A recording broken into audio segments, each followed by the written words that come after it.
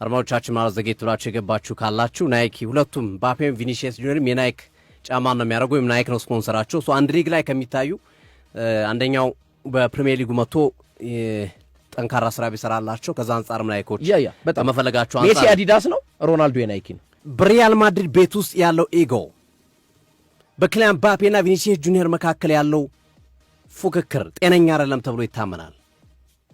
ይሄ ለረጅም ጊዜያቶች የመገናኛ ብዙሃኖች ሲዘግቡት የቆየ ጉዳይ ነው። ያው አንድ ቤት ሁለት አለቃ አይኖርም ይባላል አይደለ? ሁለት አለቃ ካለ ቤቱ ይበጠበጣል። ከሌኔ ነኝ አለቃ ሲል ለዛ ግማሽ ሲታዘዝ፣ ከሌኔ አለቃ ሲል ለዛ ግማሽ ሲታዘዝ። አንዱ ማድሪድ ቤት ውስጥ ጃቢ አሎንሶን የፈተናቸው የአለቃ መብዛት ነው። በሪያል ማድሪድ ቤት ውስጥ የጎበዝ አለቃ በዝቶ ነበር። በቪኒሺየስ ጁኒየር የሚመራ ግሩፕ ነበረ። በክሊያን ምባፔ የሚመራ ግሩፕ ነበረ። በነ ቹዋሚኒ የሚመራ ግሩፕ ነበረ። ፍርክስክሱ ይወጣ። ጆዜ ሞሪኖ አንዱ ትልቁ ስራ መስራት የሚፈልጉት እዛ ላይ ነው። ስለዚህ ሁለት አለቃ አንድ ቤት ውስጥ ማስቀመጥ አችልም። ሁለቱም ትልቅ ይጓላቸው። እኔ በላይ ነኝ፣ እኔ በላይ ነኝ። ቪኒሺየስ ጁኒየር እኮ እኔ ከምባፔ በምን አንሳለሁ ደሞዙ ይከፈለኝ እንጂ የሚል ሐሳቡን ያስቀመጠበትን ሂደት ተመልክተናል። ይሄ ራሱ አንዱ ኢኮ ነው እኮ ሜዳ ላይ ያለውን ተሆነ ከሜዳ ውጭ ጆዜ ተናግሯል። ቪኒሺየስን እፈልጋለሁ ይቆይልኝ ቁልፍ ተጫዋቼ ነው ምናምን ብሏል ይባላል። ግን ያው አሰልጣኝ ስትሆን መቼም ሂድልኝ አልፈልገውም ቡድኔን እያበላሸብኝ ነው አትልም። በውስጥ ነው ስራውን የምጨርሰው። አንተ ከውጭ እንደ ቪኒሺየስ ወሳኝ ተጫዋቼ ነው ትላለህ። ለምን ሽያጭ ግርምዬ ማይሆን ተጫዋች ነው እያልክ ግዢውን ዜሮ ልታስገባ ነው እንዴ? እንዲሁም ቁልፍ ተጫዋች ነው አንደኛ ተጫዋች ነው እያልክ ነው የምታጨበጭበው። ለምን ግዢውን ከፍ ማድረግ አለባ፣ የሽያጭ መጠኑን ማሳደግ አለባ፣ ገቢን ማሳደግ አለባ። የጆዜ ሞሪኖ አስተያየት ብዙም እዚህ ጋር ውሃ የሚያነሳ አይመስለኝም። እንደው ምናልባት ፍሎረንቲኖ ፔሬዝ ሀሳብ ሰጥቶ ቢሆን ድሮ ቁልፍ ተጫዋቻችን ነው ቪኒን አንለቅም ብሎ ቢሆን ድሮ ፍሎረንቲኖ ፔሬዝ ላይክ አትሌቲኮ ማድሪዶችና ኪል እንዳሉት ተጫዋቻችን አንለቅም ቁልፍ ተጫዋቻችን ነው ብሎ ለባርሴሎና እንደመለሱት አይነት ነገር ቢሉ ፍሎረንቲኖ ፔሬዝ ታምናለህ። ያሉት ግን ጆዜ ናቸው። አሰልጣኝ ደግሞ ይላል ይኸው ኢዲሆ እያሉ አይደል እንዴ? ብሩኖ ጉማሬዥ አይለቅም እያሉ አይደል እንዴ? ኢዲሆ አሰልጣኝ ይላል። ሁሌም ነው አሰልጣኝ። አሌክዛንደር አይዛክም አንለቀውም ቁልፍ ተጫዋቻችን ነው ሲሉ አልነበር እንደ ኢዲሆ ከመልቀቁ በፊት? በትክክል። ስለዚህ የአሰልጣኙ ሀሳብ ሊሆን ይችላል። ኦፍ ኮርስ እውነት ያሰጡት ሀሳብ እውነት ሊሆን ይችላል። ግን ታማኝነት ያለው አይደለም። ታማኝነት የሚኖረው ከባለቤቱ ቢወጣ ከፍሎሬንቲኖ ፔሬዝ ቢወጣ ትልቅ ነው ብዬ አስባለሁ። ሌላው ትልቁን ጨዋታ ለመጫወት እየተዘጋጁ ያሉት ስፖንሰሮች ናቸው። ግርምዬ አድማጮቻችን ከኢትዮጵያ አትሌቲክስ ከዓለም አትሌቲክስ ጋር በተያያዘ ስናነሳ በአንድ ወቅት ከኦሎምፒክ ውድድር ጋር በተያያዘ በጣም መሰረታዊ ሀሳብ ግርምሾም ሲያነሳ ሰምቼዋለሁ። የስፖንሰሮች ተጽዕኖ ፈጣሪነት ናይክ የዓለም ዋንጫውን ወይም ዓለም ሻምፒዮናውን፣ አዲዳስ ደግሞ ኦሎምፒኩን እንዲያሸንፉ አትሌቶች ይፈልጋል እና የአዲዳስ አትሌቶች በሙሉ ወይም አዲዳስ ስፖንሰር ያደረጋቸው ኦሎምፒክ ላይ አሸናፊ ናቸው። ያው በአድማጮች ግልጽ ለማድረግ ያክል ሶፊ በግልጽ አስቀምጦታል። በእርግጥ ተጨማሪ ሀሳብ ለመስጠት ያክል በአትሌቲክሱ የኦሎምፒክ ውድድሮችን ስፖንሰር የሚያደርገው አዲዳስ ነው። የዓለም አትሌቲክስ ሻምፒዮናን ደግሞ ወይም የዓለም ዋንጫ የምንለው በአትሌቲክሱ ወርልድ ሻምፒዮንሺፕን ወይም የዓለም አትሌቲክስ ውድድርን ስፖንሰር የሚያደርገው ደግሞ ናይኪ ነው። ስለዚህ ናይኪ ስፖንሰር አድርጎ የእሱ አትሌቶች እንዲያሸንፉለት ይፈልጋል። ኦሎምፒክ ላይ ደግሞ ብዙ ጊዜ የአዲዳስ አትሌቶች ነው የሚያሸንፉት እና ከውጤት ማጣት ጋር ዓለም ላይ እያመሳቸው የሚገኘው የአዲዳስና የናይኪ የስፖንሰሮች ፍላጎት አለ። ይሄ ነው እና አስበው እንግዲህ ሶፊ አንድ አትሌት የናይኪ አትሌት ሆኖ በግሉ የሚወዳደራቸውን ውድድሮች የናይኪን ስፖንሰር ሆኖ የሚሮጥ አትሌት ብሔራዊ ቡድን ሲመጣ ለምሳሌ የኢትዮጵያ ብሔራዊ ቡድን ስፖንሰር አዲዳስ ነው። ስለዚህ የናይኪ አትሌት የአዲዳስን እንትን ሊያስተዋውቅ ነው ማለት ነው በዓለም አትሌቲክስ ሻምፒዮና። ዲስ ኢዝ ኮንፍሊክት ኦፍ ኢንተረስት። እንደዚህ አይነት ነገር አሁንም በስፖንሰሮች መካከል ያለው አንዱ ወሳኝ ነጥብ ይሄ ነው። በእርግጥ ቅድም አትሌቲክሱ ላይ እንዳነሳ ነው ስለሚታወቅ ነው ይህንን ኬዝ ያነሳሁት። ብዙ ኢትዮጵያኖች ይህንን ኬዝ ስለሚያውቁት ነው። አትሌቲክሱ ላይ የናይክና የአዲዳስ ፉክክር ነው ያለው። በተመሳሳይ መንገድ እግር ኳስ ላይም ተመሳሳይ ፉክክር አለ። ግን ያው ለምሳሌ አትሌቲክሱ ላይ ናይኪ ከላይ ያሸንፍልኝ ብሎ መርጦ አይደለም የሚያሸንፍለት፣ ሲስተማቲክ ነው። ኤግዛክትሊ አዲዳስም ከላይ የሚባል አትሌት ያሸንፍልኝ ብሎ ሲስተማቲክ ነው የሚሰራው፣ በሲስተም ነው የሚሰራው ስራ። ስለዚህ እዚህኛው ላይ ደግሞ ምንድነው የተፈጠረው ነገር አድማጮቻችን? እዚህኛው ላይ የተፈጠረው ሜጀር ነገር ናይክና አዲዳስ ተፎካካሪ እንደሆነ ይታወቃል። አዲዳስ ያርሰናል ነው። ናይኪ ደግሞ የክሊያን ምባፔና የቪኒሲየስ ጁኒየር ስፖንሰራቸውን የጫማ ስፖንሰራቸው ሁለቱም ናይክ ነው የሚያደርጉት። አሁን ቪኒሲየስ ጁኒየር ወደ አዲዳስ ሊቀይር አይደለም። ልብ በሉ፣ ይሄን አዳምጡኝ። መጫወቻ ጫማውን ወደ አዲዳስ ሊቀይር አይደለም፣ በናይኪ ይቆያል። ግን ምንድን ነው ናይኪ ምን ሆነበት? በአንድ ሊግ ለሚጫወቱ ተጫዋቾች ለሁለት ተጫዋቾች ከፍተኛ ገንዘብ እየከፈለ ነው። ስለዚህ ማድሪድ ሲጫወት አንዴ ነው የሚያው አይደለ? ሰው ኳሱን አንዴ ነው ሰው የሚያው። ለቪኒሲየስ ጁኒየር ብለህ ሁለተኛ ጨዋታውን አታየውም። ለክሊያን ምባፔ ብለህ ሁለተኛ ጨዋታውን አታየውም። አንዴ ነው ጨዋታውን የምታየው። ሁለት ተጫዋቾችን ከፍተኛ ገንዘብ እየከፈሉ ከአንድ ክለብ ከሚጫወቱ አንደኛው ተጫዋች ወጥቶልኝ ይጫወትልኝ፣ ፕሪሚየር ሊጉ ላይ ይምጣና ያስተዋውቅልኝ ብራንዴን የሚል ሳቤ ናይኪ ውስጥ እንዳለ አንዱ ገፊ ከስር እየገፋ ያለው የቪኒሲየስ ጁኒየርን ወደ እንግሊዝ ፕሪሚየር ሊግ እንዲመጣ ከጀርባ ጨዋታውን እየተጫወተ ያለው ናይኪ ነው የሚሉ መረጃዎችም ተያይዞ እየወጡ ይገኛሉ። አድማጮቻችን እቺንም ያዟት። ናይኪ የስፖንሰሮች ጉዳይ በጣም እኛ ስለማይገባም ብዙ ጊዜ የስፖንሰሮች ጨዋታ አንረዳውም እንጂ በጣም ወሳኝ ናቸው። አትሌቲክስ ከጀርባ ነው የሚገፋ። ምንድነው የሚልህ ውል ላይ ቀጣይ ሳራዝምልህ 50 ሚሊዮን ከሆነ የሚከፈለው በ5 ዓመት 100 ሚሊዮን እንዳደረግልህ ከፈለክ ከሌ ክለብ ግባ ይላል። ለምን እንድታስተዋውቅልኝ፣ ያ ክለብ ስለሚታይ፣ ያ ክለብ ተወዳጅነት ስላለ ወይም ያ ሊግ ስለሚታይ የሚል መደራደሪያ ያመጣብህ። አትሌቲክስ ላይ ሶፊ ልንገርህ፣ አሁን በጣም አድማጮቹም ግልጽ እንዲሆንላችሁ ነው። እዚህ ጋር ይሄ ራይት የናይኪ ምልክት ያለው አትሌት ወይም የናይኪ አትሌቶች አሉ። ኢትዮጵያውያን ላይ ያጋጠመውን ታሪክ ነው የምነግራቸው አድማጮች። ናይኪ ተፈራርሟል። በግሉ በሚያደርጋቸው ውድድሮች ይሰጧል፣ ትጥቁን ይሰጧል። ለሚያስተዋውቅበት ናይኪ ኃይለኛ ብር ይከፍለዋል ለአትሌቱ ማለት ነው። ኢትዮጵያውያን እንምጣ። ኢትዮጵያ ውስጥ የናይኪ አትሌቶች አሉ። በነገራችን ላይ ብዙ ጊዜ ብዙ ኢትዮጵያውያን አትሌቶች ከናይኪ ጋር ነው የሚሰሩት። ለዛ ነው በዓለም አትሌት ሻምፒዮና የወርቅ ሜዳሊያ በብዛት ያገኛሉ። ኦሎምፒክ ላይ ሲመጡ ግን ድራሻቸው ይጠፋል ማለት ነው። በአንጻሩ ኬንያ ስንሄድ ኬንያ አብዛኞቹ አትሌቶች አዲዳስ ናቸው። የኬንያ አትሌቶች ብዙ ጊዜ ዓለም አትሌት ሻምፒዮና ላይ ውጤት ያጣሉ ወይም ወርቅ አያገኙም። እንደገና ኦሎምፒክ ላይ ሲመጡ ደግሞ ኬንያ ዶሚኔት ያደርጋሉ። ተመልከት፣ አንድ ምሳሌ ላንሳ። አንድ የናይኪ አትሌት ወይም የናይኪን የሚያስተዋውቅ አትሌት በግሉ በሚያደርጋቸው ውድድሮች ናይኪን እየለበሰ ነው የሚሮጠው። የኢትዮጵያ ብሔራዊ ቡድን ጥሪ ሲያደርግለት፣ ለኦሎምፒክ ውድድር ጥሪ ሲያደርግለት አዲዳስን አድርጎ ነው የሚሮጠው። እዚህ ጋር ያለው አዲዳስ ይቀየራል ምልክቱ ማለት ለብሔራዊ ቡድን ስለተመረጠ ማለት ነው። ስለዚህ ይሄ አትሌት አሸንፎ የመጨረሻዋን እቺ መስመሯን እሷን ሰብሮ ሲገባ ማንን ነው የሚያስተዋውቀው? እዚህ ጋር ያለውን አዲዳስን እያስተዋወቀ ነው ማለት ነው። ምን ይሆናል ማለት ነው? ናይኪ ጋር በግል የተፈራረመው አለ። ስለዚህ እዛ ናይኪ ጋር ያለውን ግንኙነት ያሻክርበታል ማለት ነው። ወይም ደግሞ ናይኪ ጋር መመሪያ ይሰጠዋል ማለት ነው። የናይኪ አትሌት እንዲያሸንፍ አብሮት የሚሮጠው ለምሳሌ የኖርዌይ አትሌት ልክ ከሱ ጋር ይታወቃሉ። ኖርዌይ፣ ኬንያ ምናምን አሉ ናይኪ ያሉ። ስለዚህ ናይኪ መጀመሪያ የሚያስጠነቅቃቸው ምንድን ነው? እከሌ እንዲያሸንፍ ቦታውን ልቀቁለት የሚባል ጥያቄዎች ከስፖንሰርሺፕ ይመጣል ማለት ነው። እና ያንን አትሌቶች ማድረግ አይፈልጉም። እዚህ ጋር ናይኪ ሲሮጥ የነበረ ሰውዬ ወይም እዚህ ጋር አዲዳስ አድርጎ ሲሮጥ የነበረ ሰውዬ በብሔራዊ ቡድን ሲመጣ ተቃራኒውን ሁለቱ ተፎካካሪዎች ናቸው። ዓለም ላይ ገበያውን እያመሱት ነው የሚገኙት ሁለቱ ብራንዶች፣ ሁለቱ የትጥቅ አምራቾች ማለት ነው።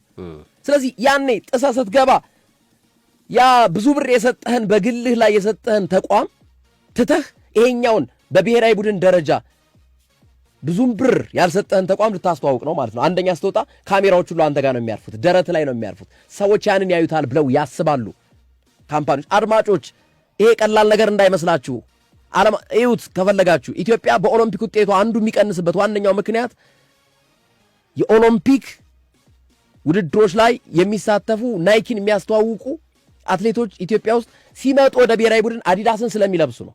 ያ በጣም ፋክተር አለው። ይሄን ስንላችሁ ብዙ ውስብስብ የሆኑ ነገሮች አሉት። ኮምፕሊኬትድ አትሌቶች በደንብ ያውቁታል። አትሌቶችን ጠጋ ብላችሁ ጠይቋቸው። ይሄ ነው አንዱ ሳቦታጅ ማለት ነው፣ አንዱ አሻጥር ማለት ነው። ለማንኛውም ወደ ጀመርነው ጉዳይ እንግባ። የመጨረሻው ከቪኒሲየስ ጁኒየር ጋር በተያዘ ሌላው ትልቁ ጉዳይ ገንዘቡ ነው። ቪኒሲየስ ጁኒየር ለዝውውሩ 137 ሚሊዮን ፓውንድ እንደሚከፈልበት ይጠበቃል። 137 ሚሊዮን ፓውንድ በዩሮ ወደ 160 ሚሊዮን ዩሮ አካባቢ ነው። ይሄ ማለት የእንግሊዝ ውዱ ተጫዋች ማን ነው? አሌክዛንደር አይዛክ። ስንት የተከፈለበት? 150 ሚሊዮን ዩሮ። ስለዚህ የእንግሊዝ የምንጊዜውም ውዱ ተጫዋች ሆኖ ነው ወደ አርሰናል የሚመጣው። አንድ ዓመት ኮንትራት ለቀረው ተጫዋች 160 ሚሊዮን ዩሮ ማድሪድ ካገኘ በጣም ስኬታማ ቢዝነስ ነው የሚሆንለት። ለአርሰናልም በተቃራኒው ስኬታማ ዝውውር ነው የሚሆነው። ሚኬል አርቴታ ከሚናገሩት ነገር መካከል አንዱ አርሰናል ሻምፒዮንስ ሊግ ላለማንሳቱ ባለፈው ውድድር ዓመት ምክንያቱ ብሎ የሚያምኑት ጠንካራ የግራ መስመር ተጫዋች ስለሌለን ነው ብሎ ነው የሚያምኑት። በሳካ ሻምፒዮንስ ሊግ ማሳካት እንደሚቻል እርግጠኛ ናቸው። በማርቲኔልና በትሮሳርድ ግን ሻምፒዮንስ ሊግ ማሳካት ከባድ ነው እና አንዱ የጎደላቸው ከ11 እንጨት አንዱ የጎደለኝ እንጨት ብሎ የሚያምኑት የግራ መስመሩ ነው። እሱን ለመሙላት ደግሞ ቪኒሲየስ ጁኒየር ሁነኛ ተጫዋች ነው ብሎ ያምናሉ ሚኬል አርቴታ። አርሰናል ግርምዬ ተናግረናል አደጋግመን በዚህ የዝውውር መስኮት ትክክለኛ ተጫዋች ካገኘው ለቡድኔ የሚጠቅም ተጫዋች ካገኘው ገንዘቡ ችግር የለብኝም የሚል ሐሳብ ደጋግመን አንስተናል። የማልከፍለው የተጫዋቹ ዋጋ የተጋነነ የተጫዋቹ አቅም ዝቅተኛ ከሆነ ግን አልከፍልም ብሏል። ላይክ እንደ ሞርጋን ሮጀርስ እንደሆነው ማለት ነው አርሰናል ብሎ የሚያስበው አርሰናል እንደዛ ዋጋው ተጋኗሉ ስላስበ ነው ሞርጋን ሮጀርስን የወጣው የሚል ሐሳቦች አሉ። ስለዚህ የቪኒሲየስ ጁኒየር ፕሮፋይል ግን ባለፉት 5 ተከታታይ ዓመታት ከ30 በላይ የጎል ተሳትፏል። በእያንዳንዱ ዓመት ማለት ነው ግርሜ በየዓመቱ ከ30 በላይ ጎል ላይ ተሳትፏል። በየዓመቱ ማድሪድ ዋንጫ አነሳም አላነሳም በ5 ተከታታይ ዓመታት ጎልና አሲስቶቹ ከ30 በላይ ናቸው ቪኒሲየስ ጁኒየር።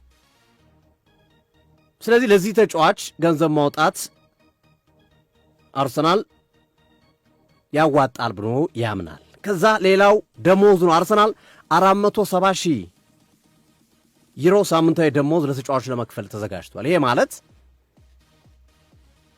ተጫዋቹ በማድሪድ ይከፈለኝ ብሎ የጠየቀው ገንዘብ ማለት ነው። በማድሪድ ይከፈለኝ ብሎ የጠየቀውን ገንዘብ አርሰናል ለመክፈል ዝግጁ ነው። ስለዚህ አርሰናል ወደዚህ ዝውውር ከመግባቱ በፊት ወደዚህ ዝውውርም ከማማተሩ በፊት መጀመሪያ የገንዘቡ ሁኔታ ነው ያጣራው። አቅም አለኝ ይህንን ዝውውር ለመፈጸም የሚለውን ሂደት ነው የፈጠረው። ስለዚህ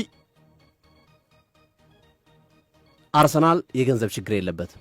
ከዚህ በፊት የምንጠራጠረው የምናነሳው ነገር ነበር። አርሰናል ይህን ያህል ለዝውውር ገንዘብ አውጥቶ የዝውውር ገንዘቡ ላይ ከብዶ ይችላል። ለተጫዋች ደሞዝ ነገ ዲክላን ራይስ ኮንትራት ማራዘሚያ ጊዜ ላይ ነው የሚገኘው። 2 ዓመት ነው የቀረው ኮንትራቱ ላይ። ነገ ዲክላን ራይስ ደሞዝ የሚጠይቅ ቪኒሲየስ ጁኒየር ታሳቢ አድርጉ። ለእሱ 4 ከ7 እየከፈላችሁ ለእኔ 5 ክፈሉኝ ሊል ይችላል። አለበለዚያ ለቃሉ ሊል ይችላል። ስለዚህ ይሄ በክለቡ ውስጥ ኢንተርናሊ ተወያይቶ ያጸደቁት ነው። ማድረግ እንችላለን። ነገ ራይስ የሚጠይቀን ዊ ካን አፎርድ ብለዋል አርሰናሎች። ማድረግ እንችላለን። አሁን ትልቅ ቡድን ሆነናል። አሁን እንደ ማድሪድ ትልቅ ደሞዝ መክፈል እንችላለን። እንደ ሲቲ ትልቅ ደሞዝ መክፈል እንችላለን። ሃላንድ እንደሚከፍሉት፣ ሮድሪ እንደሚከፍሉት ማድረግ እንችላለን። ስለዚህ ተጫዋቾቻችን ውል ማራዘም በሚገባቸው ጊዜ ተመጣጣኝ ከሆነ ጥያቄያቸው ተገቢ ከሆነ ገንዘቡ አያሳስብም። ስለዚህ ይህንን ዝውውር መፈጸም አይጎዳንም ወይም እኛ ላይ የሚፈጥረው ኢምፓክት የለም ብሎ ኢንተርናሊ በውስጥ የአርሰናል አመራሮች ተወያይተዋል። በነገራችን ላይ ይህንን ዝውውር እንዲሆን ያጸደቀው ወይም ይሁን ፍቃዱን ሰጥቻቸዋለሁ ያለው ባለቤቱ ነው። ስታን ኪሮንኬና ጆሽ ኪሮንኬ ፈቅደናል፣ በቃ የወጣ ይውጣ፣ ተጫዋቹ ይምጣ። ሚኬል አርቴታ ደግሞ ኮንቪንስ ለማድረግ በዛ መንገድ የገቡበትና ከፍተኛ የሆነ ስራ የሰሩበት ሂደታል። ስለዚህ ከሞላ ጎደል የዝውውሩ ጉዳይ አሁን ከዚህ ቀደም የመሆን እድሉ በጣም ጠባብ ነበር። ይሄ ገርበብ የተዘጋ በር አይነት የተዘጋ በር ግን ቁልፍ ካገኘ ልትከፍተው የሚችለው አይነት ሁኗል። ያው ነው የበፊቱ በብረት መዝጊያ የተቀረቀረ ነበር። ቁልፍ ቢኖርም ባይኖርም ምንም አታመጣው ማለት ነው። ያሁኑ ግን ቢያንስ ቁልፏን ካገኘ ከፍተህ ልትገባ የምችልበት እድል አለ። በጠቀስናቸው ምክንያት ማድሪድ ኮንትራቱን አለማራዘሙ፣ ማድሪድ ያን ዲያሞንዴን ሲያመጣል፣ ማድሪድ ፍሎሬንቲኖ ፔሬዝ ምንም የተናገሩን ነገር የለም። እነ ዴቪድ ኦርኒስተር እነ ስካይ ስፖርት ወደ አርሰናል ሊሄድ ነው ቪኒሲየስ ጁኒየር እያሏቸው አስበው ፔሬዝ ጸጥ ሲሉ ማለት ነው። ፍሎሬንቲኖ ፔሬዝ ምባፔ እንዲህ ቢባል ዝም ይላሉ? ፍሎሬንቲኖ ፔሬዝ አይሉም። ውሉን አላራዘሙም። ኦቤስ ነው፣ ግልጽ ነው ነገሮች።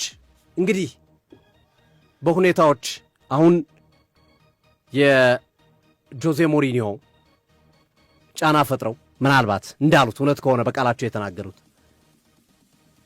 እና መሰል ነገሮችን ሰርተው ማቆም ካልቻሉ በስተቀረ የቪኒሲየስ ጁኒየር ወደ አርሰናል የመሄድ ጉዳይ በደንብ ተስፋው የለመለመ ሆኖ እንመለከተዋለን። ከጠቀስናቸው መረጃዎች አንጻር እነ ናይክ እየሰሩ ካሉ ስራ አንጻር፣ አርሰናል ሁሉን ነገር አዘጋጅቶ ከመጠበቁ አንጻር፣ አርሰናል በዚህ ዝውውር ዝም ማለቱስ በራሱ እንዲህ አይነት አስደንጋጭ ዝውውሮችን ለመፈጸም ስላሰበ ይመስለኛል አርሰናል ዝም ብሎ አድፍጦ የጠበቀው እስካሁን ድረስ ተስፋ ስላለው ይመስለኛል በዚህ ልክ ይሄድ ያለው። አሁን የጁሊያን አልቫሬዝም ጉዳይ ይነሳል።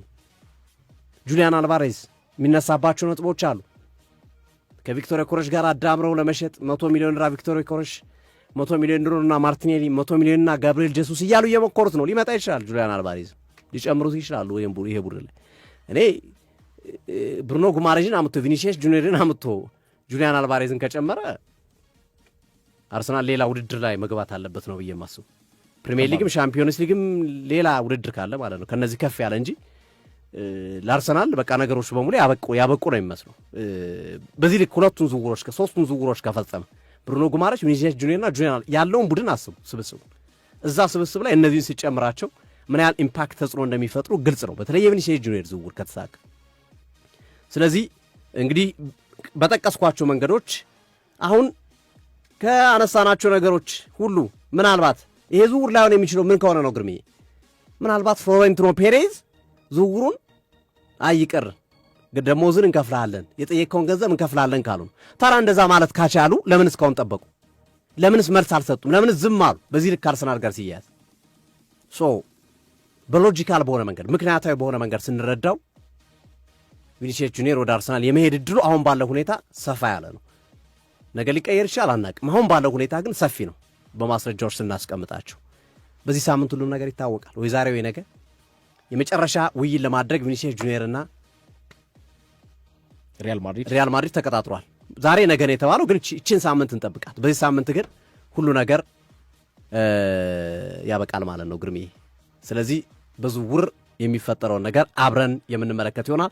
አጋሮቻችን እውቅና አንድ ነገር ለመጨመር ያክል ነው ሶፊ፣ ክሊር ለማድረግ ያክል ከዚህ ከአዲዳስና ከናይኪ ጋር በተገናኘ ክሊር ለማድረግ ያክል እነዚህ ስፖርተኞችን ይመርጣሉ እንዲያስተዋውቁላቸው ማለት ነው፣ እና ለሚያስተዋውቁበት ገንዘብ ይከፍሏቸዋል። ለምሳሌ ሊዮኔል ሜሲ ከአዲዳስ ጋር ላይፍ ታይም ኮንትራክት ነው የተፈራረመው። የዕድሜ ልክ ውል እግር ኳስ እስኪያበቃ ድረስ ነው የተፈራረመው እና ከ2006 ጀምሮ አዲዳስን እያስተዋወቀ ይገኛል። ሊዮኔል ሜሲ ጫማው ላይ የታችሁት ከሆነ F50 ሜሲ ይላል ማለት ነው። F50 የሚለው አዲዳስ የሰራው ነው። በተለይ በዋናነት ብዙ ነገሮችን ለማካተት ነው። ለምሳሌ ስፒድን፣ አክሰለሬሽን እና ኩዊክ ቼንጅ ኦፍ ዳይሬክሽን እንቅስቃሴዎች ላይ የሚሰራውን አቋም ብቃቱን፣ የጫማው አስተዋጽኦ አሉ፣ ጫማው እንደዛ አይነት ትርጉም አለው የሚለውን ለመስጠት ነው F50ን ጫማው ላይ አስቀምጦ የምናየው ማለት ነውና ቀለል ያለ ጫማ ነው የአዲዳስ F50 ጫማ ማለት ነው። እና ሊዮኔል ሜሲ እሱን ያስተዋውቃል። ሊዮኔል ሜሲ ለዚህ ለሚያስተዋውቅበት በአመት ከ20 እስከ 25 ሚሊዮን ዶላር ያገኛል። አዲዳስ ይከፍለዋል ለሜሲ ከ20 እስከ 25 ሚሊዮን ዶላር ማለት ነው። ለዚህ ጫማ ለሚያስተዋውቅበት የሜሲን አይታችሁት ከሆነ ጫማው ማለት ነው። አሁን ምን ይሆናል? ወደ እግር ኳሱ እንምጣና እንግዲህ ሜሲ ጫማው ላይ አዲዳስን ይጠቀማል አይደል? የብሔራዊ ቡድኑ ስፖንሰር ደግሞ ምናልባት ናይኪ ሊሆን ይችላል። ብሔራዊ ናሽናል ቲም ላይ ሲመጣ አንድ ቡድን ማለት ነው። ናሽናል ቲም ላይ ሲመጣ ይሄን ያህል ብር በአመት የሚከፍለው ስፖንሰርሺፕ እንዴ እኔ ይሄን ያህል ብር እየከፈልኩ አንተ ወደ ብሔራዊ ቡድን ሄደህ እንዴት የሌላ ምርት ታስተዋውቅብኛለህ የሚል ኮንፍሮንት ያደርጋሉ፣ ይጋጫሉ ማለት ነው። እና ሜሲ ከ20 እስከ 25 ሚሊዮን ዶላር ያገኛል በየአመቱ ከማን? ከአዲዳስ። የአዲዳስን ጫማ ነው የሚያስተዋውቀው። ክርስቲያኖ ሮናልዶ ደግሞ አዲዳስን ነው ናይኪን ነው የሚያስተዋውቀው። ክርስቲያኖ ሮናልዶ ናይኪን ነው። እና ክርስቲያኖ ሮናልዶ CR7 ይላል ጫማው ላይ የታችሁት ከሆነ ናይኪ ነው። የራይቷ ምልክት ያለችበት ነው። ሜሲ አዲዳስ ነው። ለዛ ነው ስፖንሰሮች ተጽዕኖ አላቸው የምንለው። ክርስቲያኖ ሮናልዶ ስንት ያገኛል? ክርስቲያኖ ሮናልዶ እንግዲህ ሜሲን 2006 ጀምሮ ነው ላይፍ ታይም ብለን ያየ ነው ወይም ያነሳ ነው።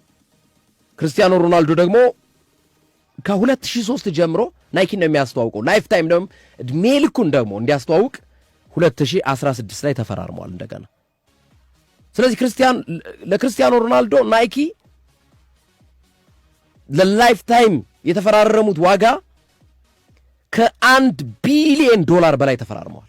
ሊከፍለው ማለት ነው። ናይኪ ለክርስቲያኖ ሮናልዶ ሊከፍለው ከ1 ቢሊዮን ዶላር በላይ ተስማምተዋል። ያ ማለት በየአመቱ ከሊዮኔል ሜሲ ትንሽ ከፍ ያለ ነው። የናይኪ ደግሞ ለክርስቲያኖ ሮናልዶ የፈረመለት ከ20 እስከ 30 ሚሊዮን ዶላር ይከፈለዋል። ይሄ ቫሪ ስለሚያደርግ ነው። ባይዘዌይ ቅድም የሜሲን አይተናል። አዲዳስ የሚከፍለውን ከ20 እስከ 25 ሚሊዮን ዶላር በአመት ይከፍለዋል። ለክርስቲያኖ ሮናልዶ ደግሞ ከ20 እስከ 30 ሚሊዮን ዶላር ናይኪ ይከፍለዋል ማለት ነው። ስለዚህ ልክ ሜሲም ላይ እንዳነሳ ነው ክርስቲያኖ ሮናልዶ የናይኪ ስፖንሰር ነው ጫማውን የሚያደርገው። ብሔራዊ ቡድን ሲመጣ ብሔራዊ ቡድኑ ደግሞ ምናልባት ከአዲዳስ ጋር ተፈራርሞ ሊሆን ይችላል። አሁን በኢትዮጵያ አትሌቲክስ ላይ እንደሚያጋጥመው ነገር ማለት ነው። ለምሳሌ የኢትዮጵያ አትሌቲክስ ፌዴሬሽን ከአዲዳስ ጋር ነው የተፈራረመው ብሔራዊ ቡድኑ ማለት ነው። የብሔራዊ ቡድን ትጥቅ አይታችሁት ከሆነ አዲዳስ ነው የኢትዮጵያ አትሌቲክስ ፌዴሬሽን ማለት ነው። ብሔራዊ ቡድን አትሌቶች ለኢትዮጵያ ሲሮጡ የሚያደርጉት አዲዳስ ነው።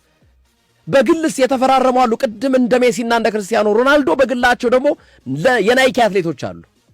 የናይኪ አትሌት መጥቶ የአዲዳስን ቲሸርት አድርጎ አዲዳስን ሊያስተዋውቅ ነው ማለት ነው ብሔራዊ ቡድን ላይ ሲመጣ።